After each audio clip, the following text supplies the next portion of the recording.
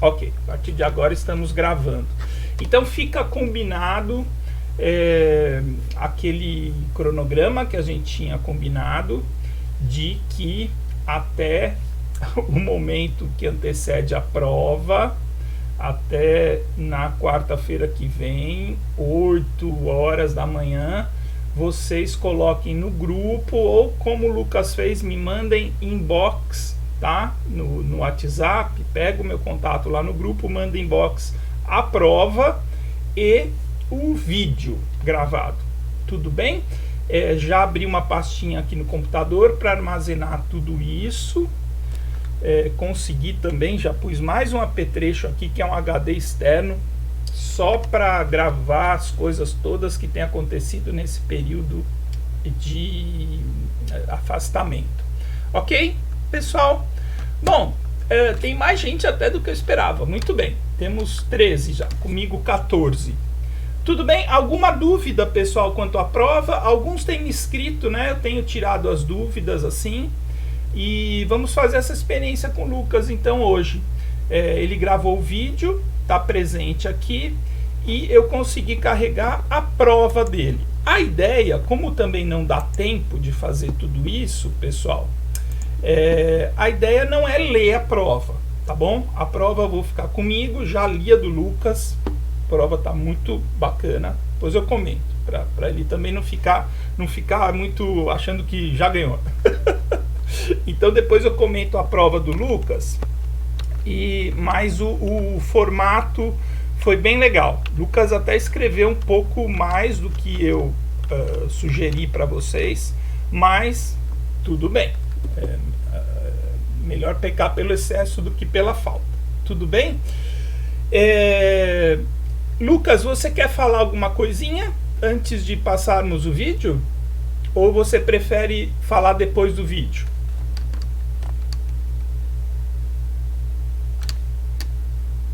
Não sei se você tá com depois. Então tá bom. Então eu vou passar o vídeo, tá, pessoal? Todo mundo preparado aí? Olha, eu vou fazer, então, como o vídeo não carrega aqui, prestem atenção. Não sei se vocês lembram daquelas aulas que eu passei alguns vídeos. Eu vou deixar minha câmera no canto para falar, eventualmente, se tiver algum comentário. E vou compartilhar minha tela e projetar o vídeo do Lucas. Eu não vou ver o chat, tá bom? Se alguém quiser falar no meio da apresentação, liga o áudio e me chama. Tudo bem? Então vamos lá, com muita calma, deixa eu ligar aqui.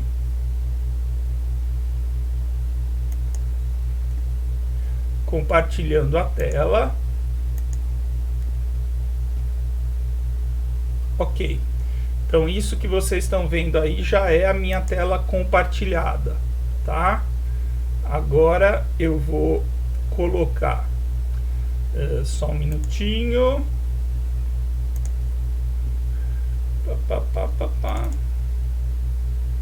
Colocar o vídeo do Lucas. Bom dia, pessoal. Só um segundo. E vou tentar colocar aqui a minha câmera no cantinho.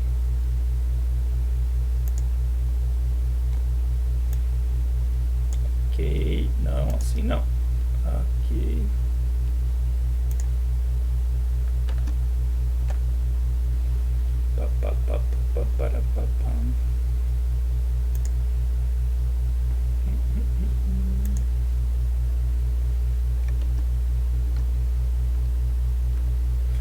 Não estou conseguindo colocar os dois, só um pouco.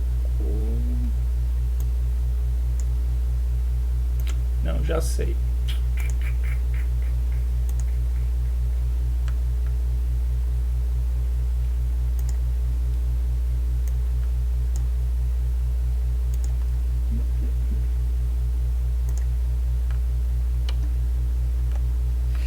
Pronto. Todo mundo vendo, pessoal? Bom, espero que sim. Eu vou passar então nesse formato aqui. Espero que todo mundo esteja vendo. Só que eu não estou vendo o chat, tá? Deixa eu ver rapidinho o chat, então.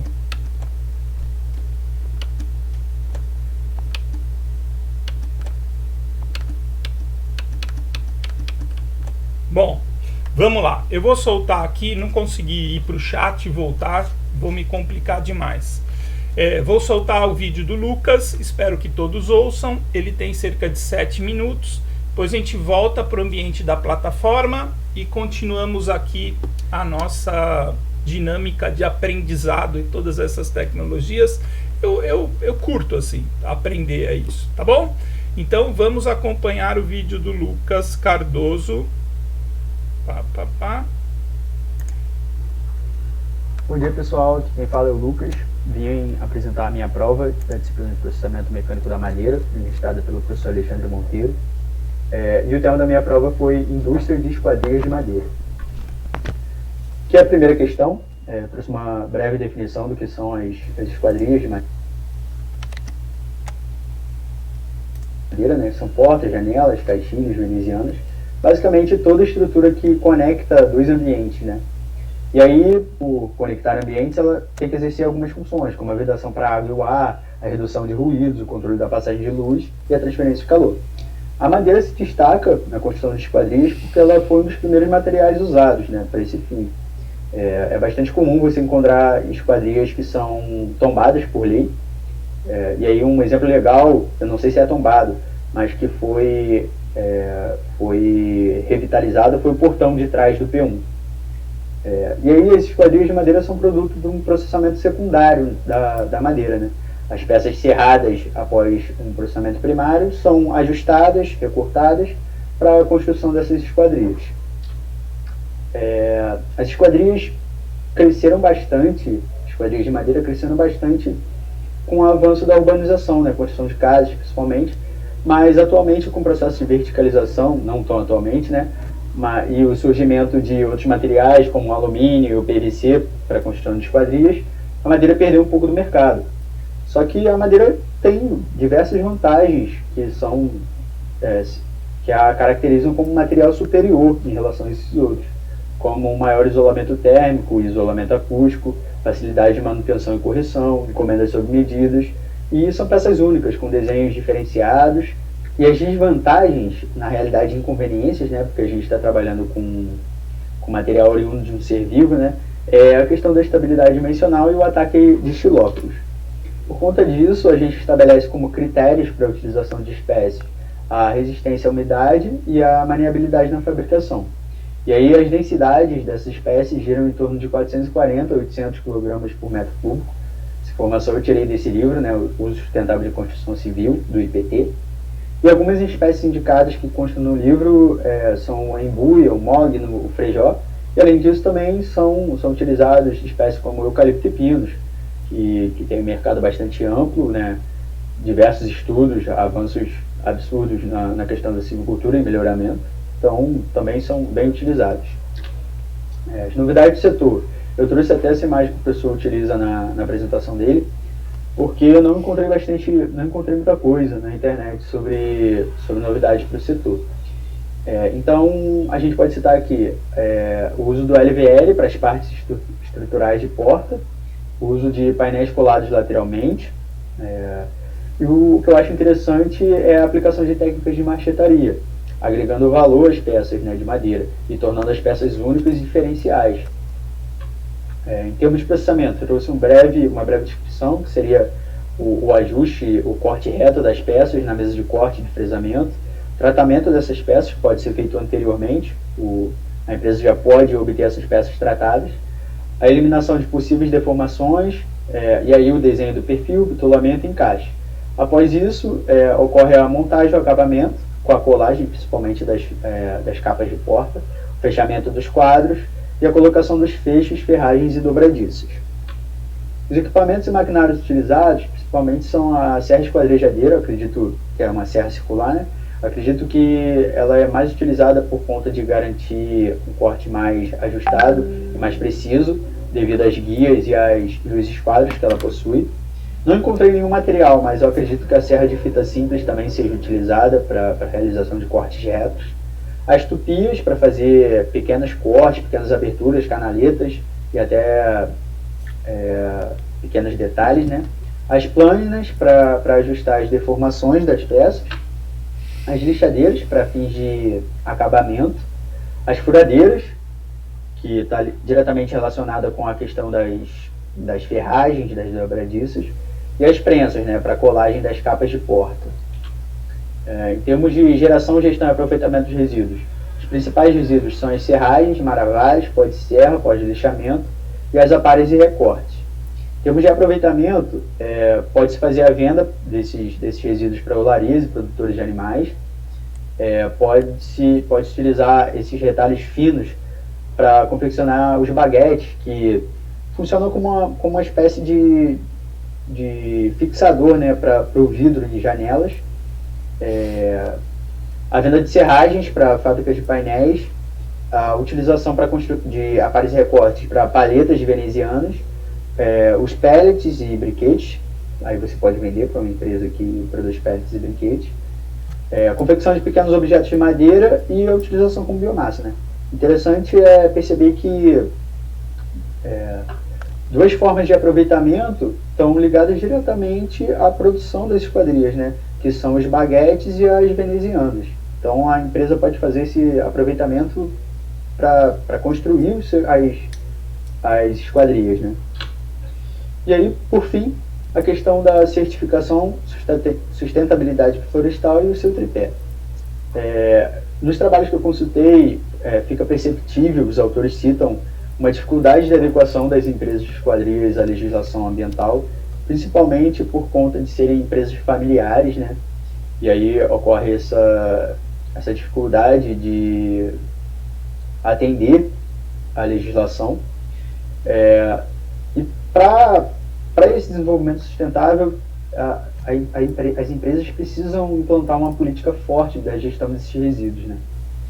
E um aspecto que eu não encontrei em muitos trabalhos foi sobre novos processos de fabricação de esquadrias. Então, acho que é bastante interessante as empresas buscarem a substituição de processos antigos, menos eficientes, para processos novos, né, que garantam uma melhor utilização da matéria-prima.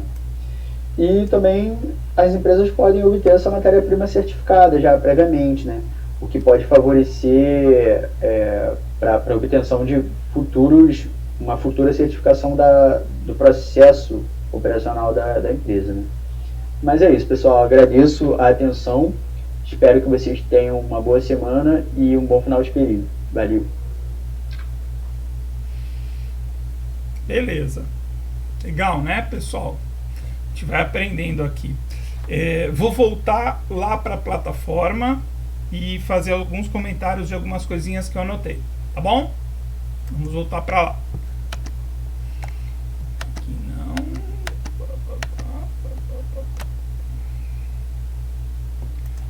Ok. Aqui.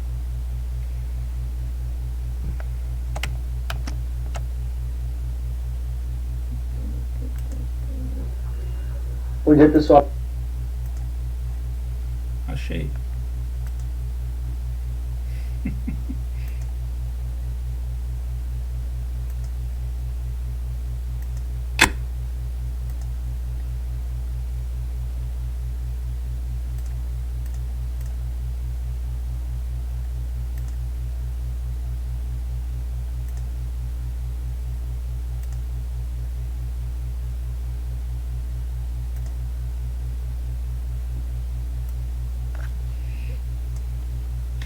Pronto.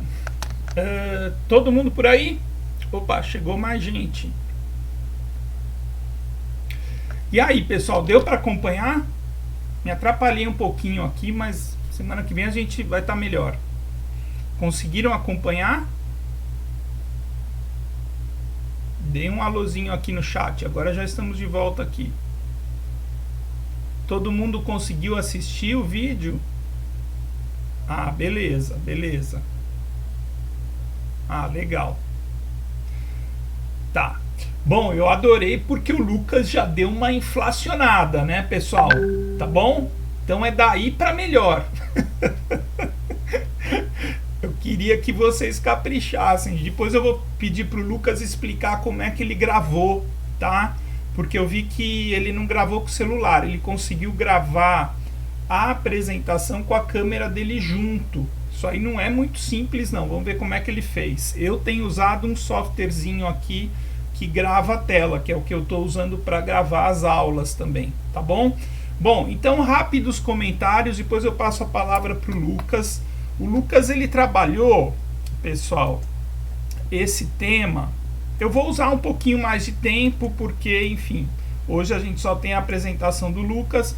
Na semana que vem a gente começa às 9 horas em ponto e vamos tentar que a gente gaste em termos de 5 minutos para cada um, tá bom? A gente vai passando, eu faço rápidos comentários, quem quiser comentar, e aí a gente vai até meio-dia. Eu acho que a gente consegue vencer, sim, tá bom?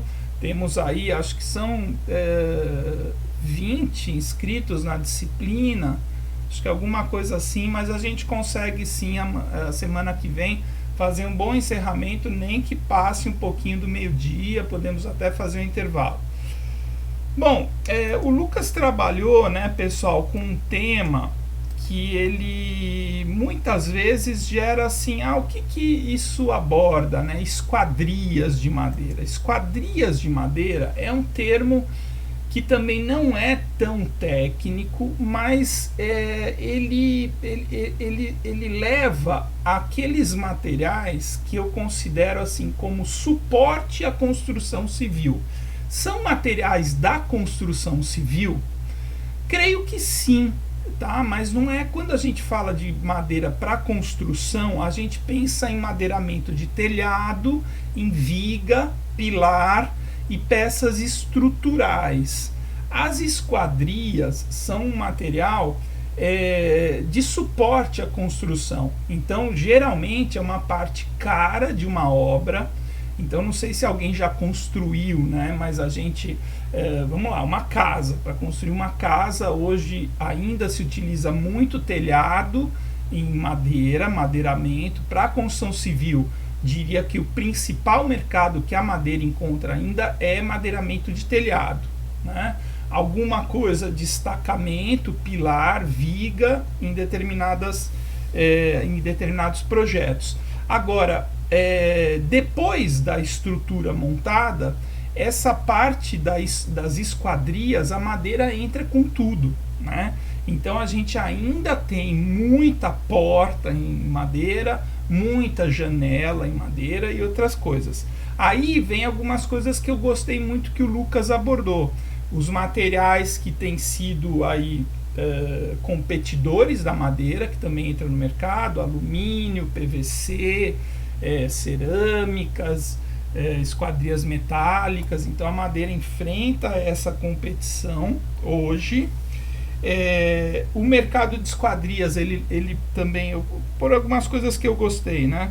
Ele muitas vezes ele é um mercado onde o produto madeira vai ser utilizado em ambiente externo, né? Densidades média a alta, então ninguém vai fazer muita esquadria externa com densidades muito baixas, espécies de densidade muito baixas. Existe para esse mercado de esquadrias a entrada de produtos de mais nova geração. Então ele mostrou o LVL, também a gente tem chapas de compensado, alguns painéis hoje entrando no mercado de esquadrias. Abordou os principais equipamentos, basicamente são aqueles equipamentos para processamento secundário para madeira serrada, então serras circulares, esquadrejadeira, lixadeiras, etc. Então legal a parte de equipamentos também que o Lucas abordou. Tá bom? Lucas, como é que tá aí? Dá para ligar o microfone? Dá sim, professor. Está me ouvindo? Sim, estou ouvindo. Quer ligar a câmera também? Calma aí, um minuto. Vamos usar tudo que a gente tem possibilidade aqui de interação.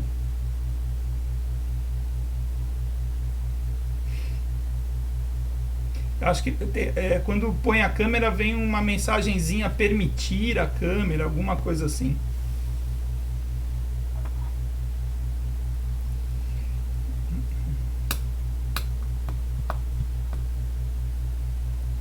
consegui aqui.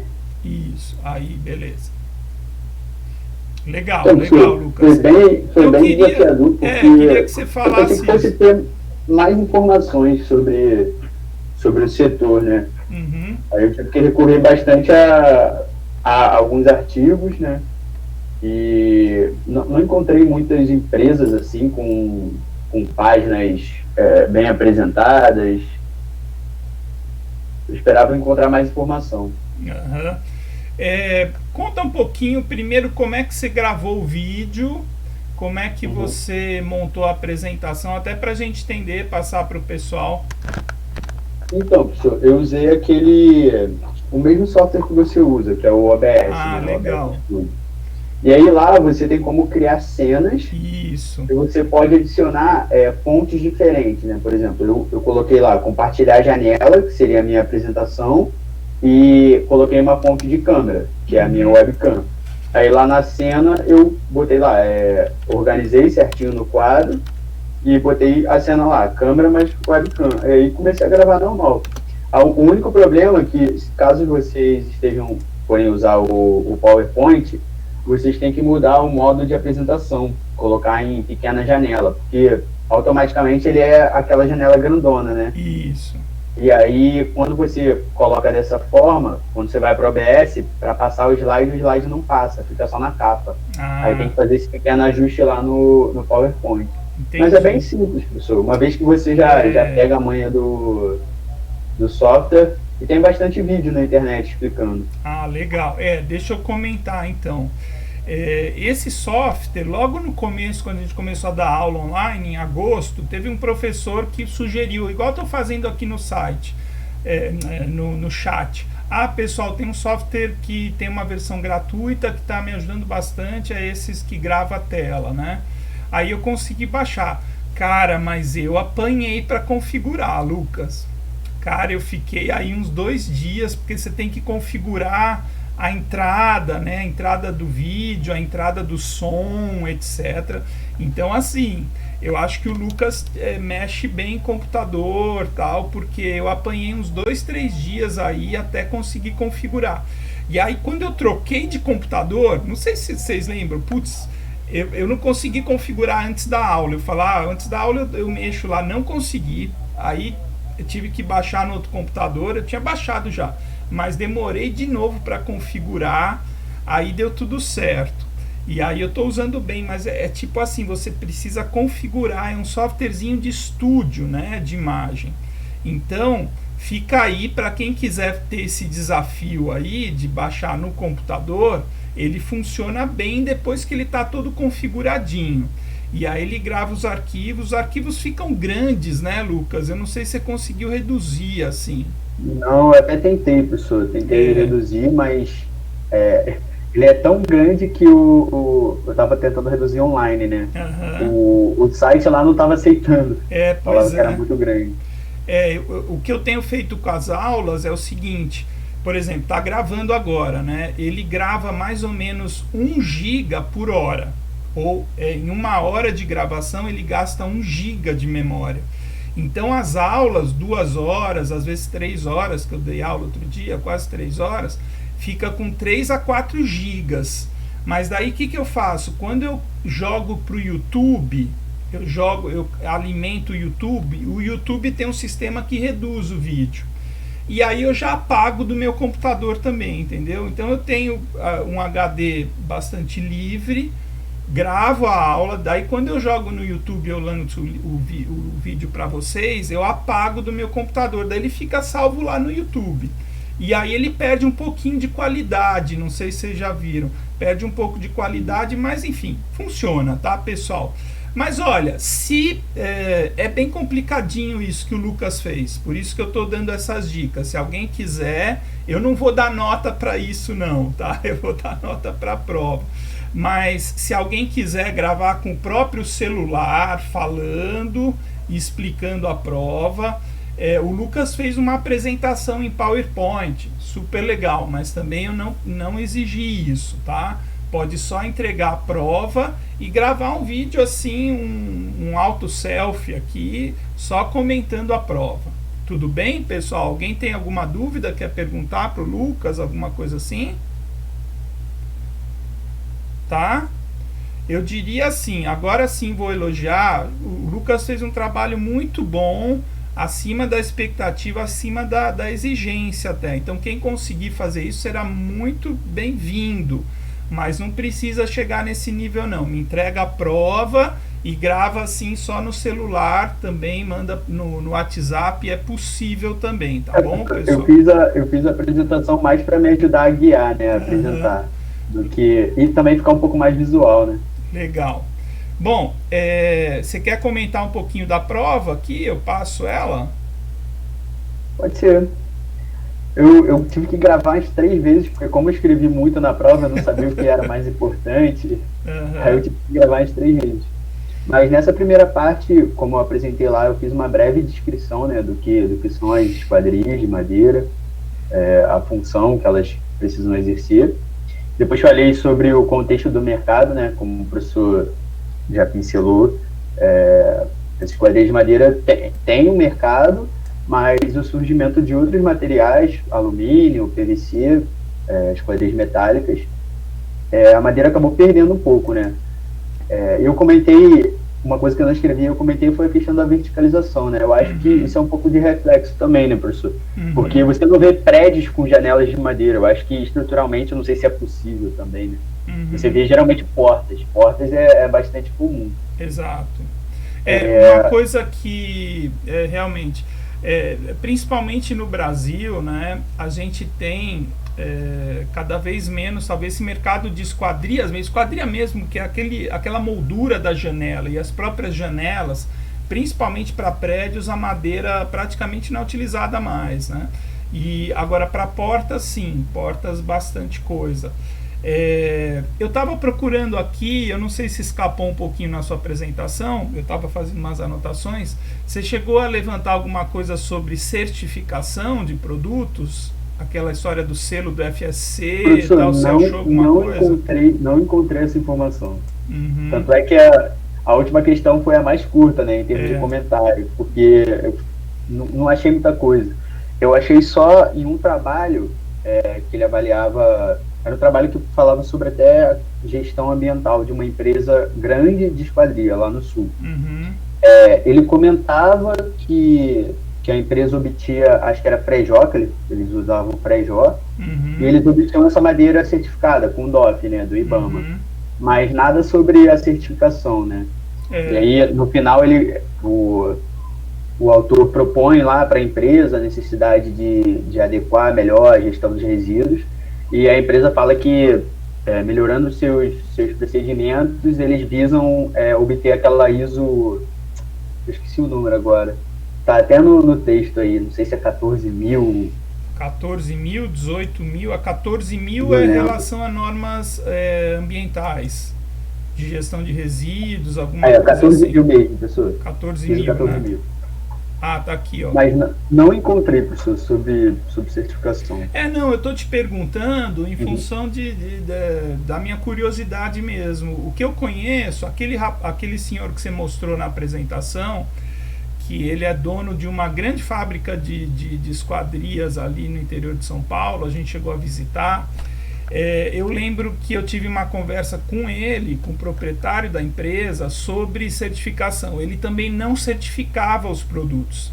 Ele falou: Alexandre, o que eu faço, ele tinha até um estoque no pátio, eu tenho até essas fotos, ele separava a madeira que ele comprava com o selo do FSC, madeira certificada. Agora, se vocês lembram daquela aula que eu dei sobre a cadeia, né, ele não tinha a empresa dele certificada. Aí veio a primeira dúvida: por que não? Ele falou: tá vendo esse lote de madeira? Eu paguei quase o dobro do preço. Existe uma informação que ela é muito assim, não precisa, de que os processos de certificação encarecem o produto até 20%.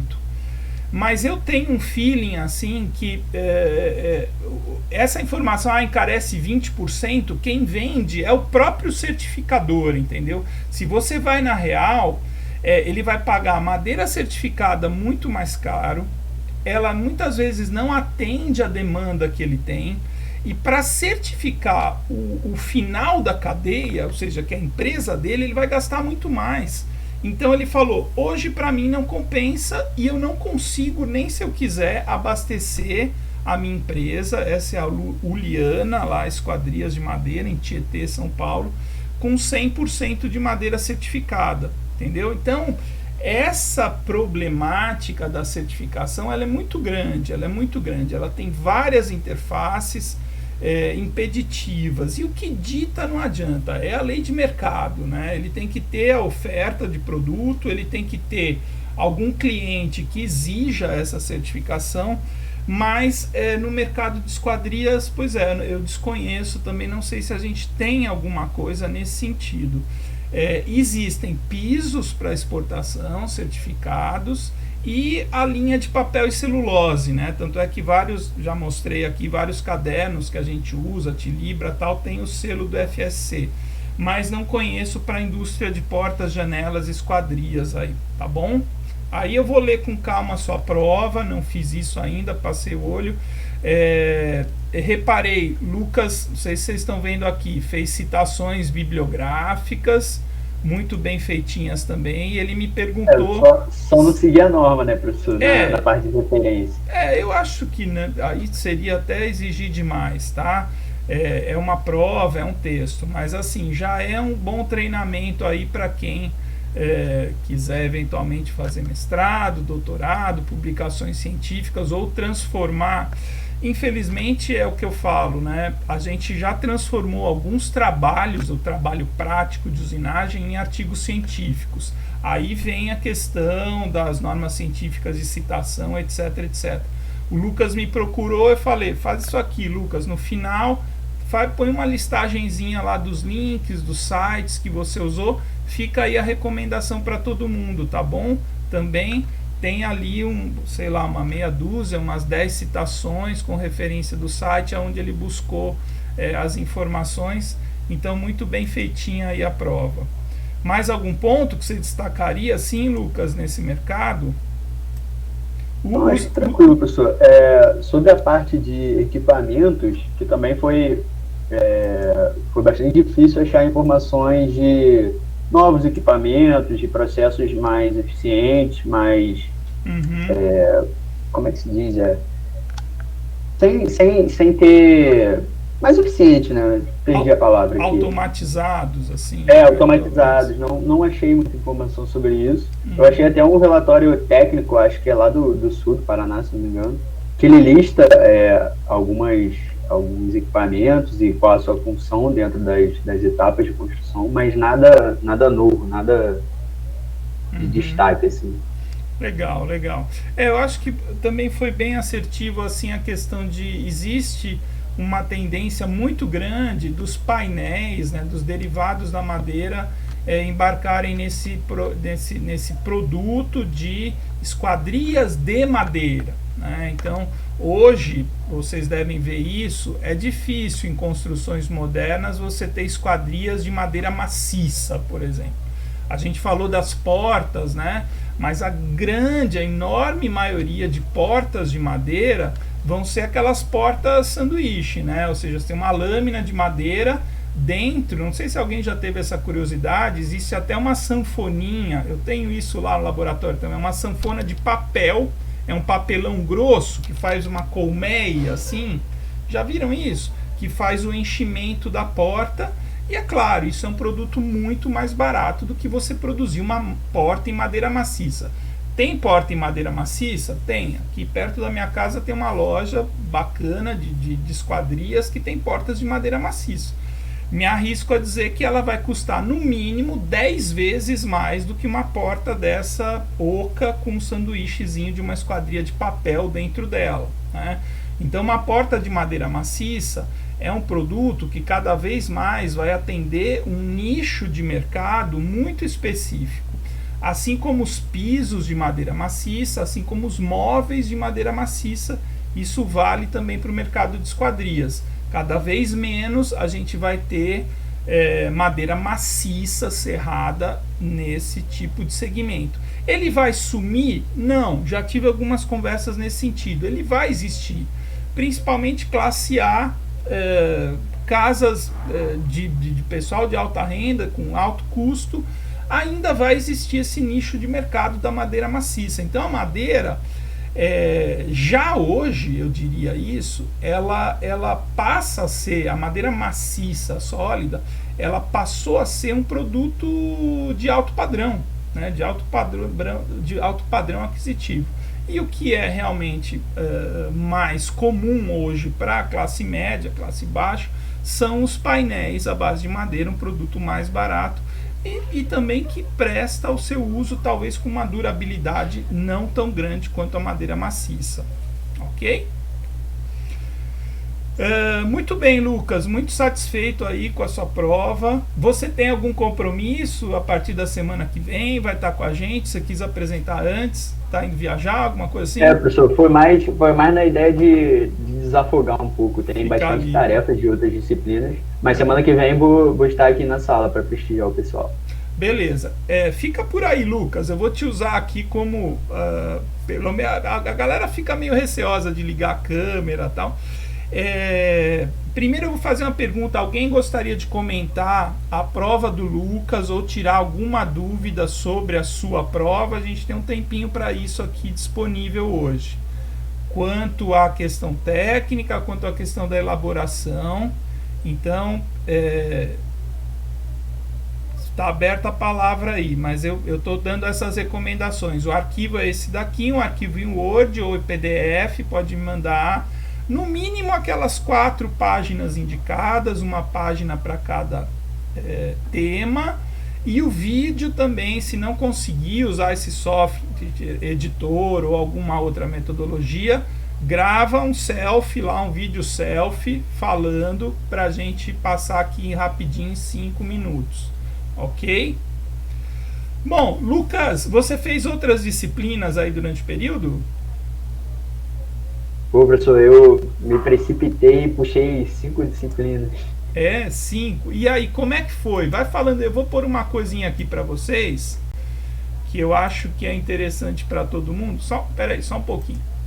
Eu vou carregar aqui um folderzinho. A gente acabou de abrir os 2 editais, pessoal, do nosso programa de pós-graduação, tá?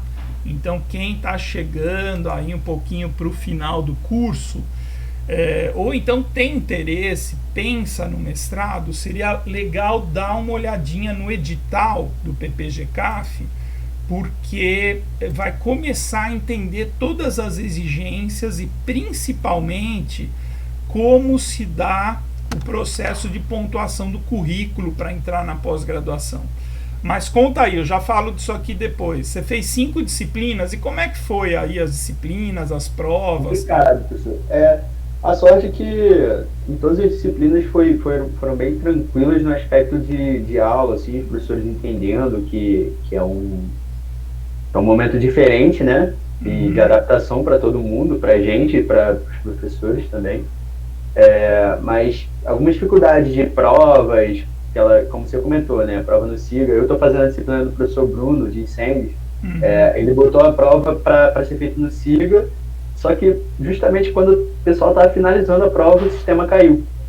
Aí imagina, você tá lá, a prova quase toda feita, o sistema cai. Sério? Aí ele foi bem legal, que mandou a prova pra gente via e-mail, falou pra gente fazer, sem pressa. Com o professor Arthur também aconteceu, o professor Arthur colocou a prova como questionário de harmonização. Aí aconteceu a mesma coisa, uma galera com a prova toda feita perdeu tudo. Caramba. E aí perdeu porque ele só tinha colocado uma tentativa para cada pessoa, só que aí depois ele também deixou o pessoal fazer, testar mais, tentar de novo, fazer o procedimento de novo. Mas são os desafios que a gente tem que transpor, né, professor? Faz parte do momento. Né? A gente, na verdade, ninguém nunca teve formação assim para isso, né? O pessoal se esforçou bastante, alguns usaram essa plataforma, outros usaram outras plataformas, mas eu só consegui dar uma estabilizada aqui, lá pelo meio do período. Meu computador não estava atendendo, essa plataforma aqui não funcionava bem, ficava travando muito, não sei se vocês lembram as primeiras aulas. Aí, cara, a gente tem feito isso, né? Cada um... Primeiro eu melhorei o sinal da internet aqui em casa, agora mesmo minha esposa está numa banca do professor Tiago, para vocês terem uma ideia. Aqui no quarto do lado, minha esposa é bióloga da Fiocruz e ela trabalha, desde a pós-graduação, ela trabalha muito com o professor Tiago. Eles estão numa banca de mestrado. Então, assim, ligava 2, 3 coisas aqui, também começava a patinar a câmera, etc. Aí compramos o computador para ela e reformei um desktop aqui, daí melhorou bastante aqui minha vida. Então, assim, acredito que a gente teve um aprendizado, né, nessa fase. Eu acho que tem coisas, por exemplo, pessoal, que não vai voltar para trás. Uma coisa é essa, são as bancas de pós-graduação. Pra vocês terem uma ideia, né, acho que vocês já viram isso, a gente recebia professores de fora, né, a gente viajava, vai para o Espírito Santo, vai para o Nordeste, teve gente que já foi em banca lá no Acre, eu ia muito para o Paraná, tem colegas lá. Essas bancas no Paraná que eu ia em Irati, tenho 2 colegas que são professores lá, colegas de doutorado, então eu ia para Curitiba e o motorista da faculdade pegar em Curitiba, viajava 2 horas, dormia 2 noites para participar de uma banca de 2 horas, né? Então, assim, realmente isso não faz mais sentido. Então, por exemplo, aqui como eu estou vendo o Lucas, né, a minha esposa está ali com o Thiago, com 4, 5 professores, a gente teve umas bancas no PPG-CAF esse período com professores da Europa, um português participou. Então, assim, a gente aprendeu a fazer isso, né? As videoconferências hoje são muito mais bem feitas. Isso eu acho que não vai voltar atrás. Não vai voltar atrás. A gente gastar aí, às vezes, 5, 6 mil reais para uma banca, talvez até mais. Bancas de doutorado são 5 professores, né? 3 tem que ser de fora. Então, olha o custo, né? Para você fazer uma banca de uma manhã, gastar um dinheirão desse. Então, acho que hoje as ferramentas atenderam bem a questão das bancas. Sexta-feira passada teve uma banca do professor Valcarcel, a última banca dele na Rural, foi super legal também, eu acompanhei, ajudei ali, foi aqui na plataforma, gravei tudo. Então ficou bem legal, essa possibilidade de gravar as defesas também é bem bacana. Então é isso, pessoal. Na semana que vem vamos procurar, claro, não vou gastar esse tempo com cada um de vocês, tá? Tem gente que fala, ufa, vai ser mais tranquilo. Então, mas me mandem se possível no dia anterior, tá? Assim que terminar ou um pouco antes da aula, eu vou jogar tudo numa pastinha e vou abrindo um por um aqui a prova e o vídeo, tá bom? Escrevendo um pouquinho. Bom, meninos, para terminar hoje, obrigado, viu, Lucas? Muito legal. Professor, eu que agradeço. Muito legal aí a prova, vou ler direitinho depois para lançar os conceitos. Pessoal, que está na tela aí de vocês todo mundo sabe, né? Eu estou desde setembro de 2019, eu sou coordenador lá do programa de pós-graduação, do IF. Da mesma forma que na graduação, foi um desafio enorme estar à frente desse programa durante a pandemia. Então, para vocês que estão assim começando a terminar o curso, eu acho que a pós-graduação, principalmente o mestrado, ele tornou-se hoje, isso não é vergonha para ninguém, mas principalmente o mestrado, ele se tornou uma opção muito assim possível para recém-formados, né? Com que objetivo? Primeiro, verificar a sua própria vocação em trabalhar com pesquisa ou ensino, principalmente, tá? Talvez um pouquinho de extensão, mas o mestrado, ele é colocar um pé na carreira científica para ser ou um professor universitário ou um professor de escolas técnicas, etc., institutos federais, ou um pesquisador da Embrapa, do IPT, órgãos internacionais. Então, o mestrado ele é um início de carreira acadêmica, científica, né? Então, comecem a pensar nisso. Será? E é um momento também, o mestrado, normalmente são 24 meses, são 2 anos, e a bolsa de mestrado é de R$ 1.500. Tem bolsa para todo mundo? Quase, né? A gente tem hoje bolsas, tem 2 alunos só sem bolsa no mestrado, mas as bolsas, o que aconteceu? Durante a pandemia as bolsas foram prorrogadas, então esse processo seletivo aqui, os alunos vão começar sem bolsa, tá? Eu coloquei o link ali no chat para vocês, se vocês quiserem saber como isso acontece, cliquem nesse link, vejam o edital de mestrado, vejam o edital de doutorado. No final do edital tem todo o sistema de pontuação dos candidatos e a partir daquele sistema de pontuação a gente faz a seleção. Precisa definir uma área, precisa definir, fazer contato com o professor orientador. Tem as linhas de pesquisa do nosso programa de pós-graduação, que envolve silvicultura, tecnologia e conservação da natureza. E é um programa que está muito bem avaliado pela CAPES. Tá? A gente tem muito orgulho do PPG-CAF no IF. Agora, no começo de 2021, a gente tem o ciclo de avaliação quadrienal. Cada 4 anos, a CAPES avalia os programas e dá uma nota. A gente tem uma expectativa muito grande de subir de nota 4 para nota 5. Essas notas vão de 3 a 7. 7 são raríssimos cursos no Brasil. A Rural tem 2 ou 3 cursos nota 6. E o resto tudo são 4 ou 5. Então a gente gostaria muito nessa avaliação ter o conceito aumentado para nota 5. Então fica aí a propaganda, tá, pessoal? Acho bacana vocês se interarem sobre o mestrado. E aí, só para terminar, o doutorado, que também tem o edital lá, eu falo isso, né? O doutorado já é uma decisão tomada, ou seja, fez o mestrado, ficou 2 anos, né, trabalhando com pesquisa, desenvolvendo uma dissertação de mestrado, vai prestar o doutorado. O doutorado é um ciclo de até 4 anos, com uma bolsa um pouco maior. A bolsa de doutorado é R$ 2.200, mas eu indico para quem já tomou a decisão, vou ser professor ou pesquisador, né? Você ainda ir para o doutorado meio que só para se segurar financeiramente ou passar um tempo ainda de stand-by, muita gente faz isso, mas no doutorado não acho legal. Muitas vezes a pessoa que não entra com a decisão tomada, vou fazer doutorado, ela não vai até o final. Essa que é a verdade.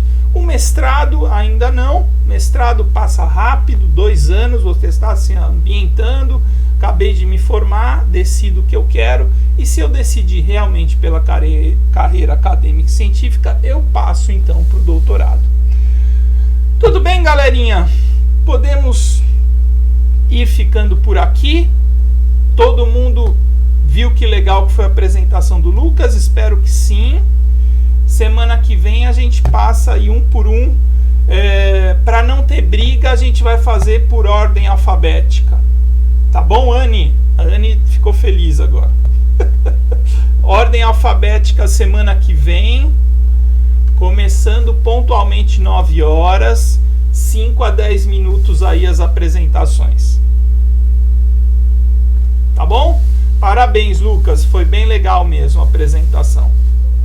Já está devidamente registrada aqui.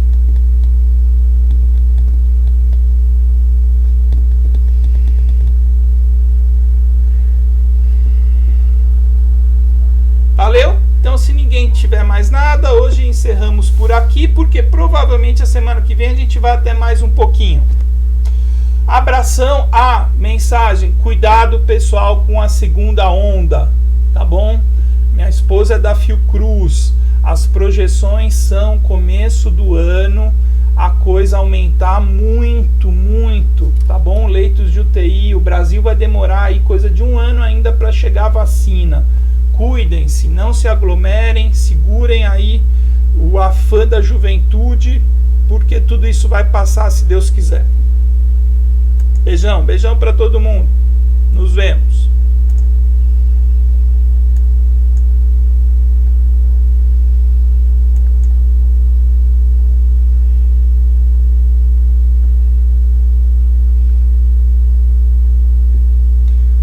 Tchau, pessoal. Até semana que vem.